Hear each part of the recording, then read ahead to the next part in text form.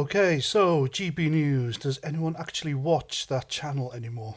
Personally, I don't think there's anything worth watching on GB News unless it's Nigel Farage and, to a degree, Neil Oliver. Though Neil Oliver is censored. You get a longer version of his show on, I think it's Sunday, isn't it? But it's heavily edited. And why on earth that fella accepts being censored, considering what he talks about, is beyond me. So anyway, GB News, they have obviously fallen to the dark side, haven't they?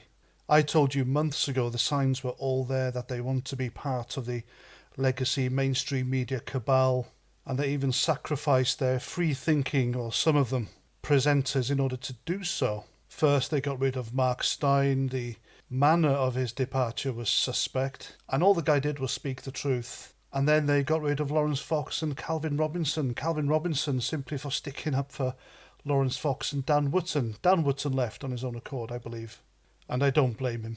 And the tales of what was really going on behind the scenes at GB News was quite revealing. It's just full of backstabbing presenters who show you one face on television and the other they keep for behind the scenes. Now, GB News is on X, and they posted this. And it's a claim that petrol and diesel cars to be phased out by 2030 as UK favours electric car movement. Now, I've never been given a poll asking me if I prefer fossil fuel cars or electric cars. I prefer fossil fuel cars for starters. Quite literally everyone I know who's bought an electric car has regretted it deeply. But this post by GB News is utter bollocks. And it's a lie, because even though the headline claims that petrol and diesel cars are to be phased out by 2030, it doesn't provide any reference as to how they come up with the claim that the public prefer them.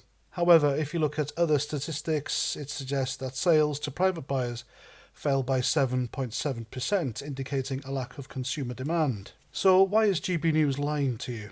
Well, it's quite simple, really. They're abiding by OFCOM rules. And OFCOM is part of this censorious cabal.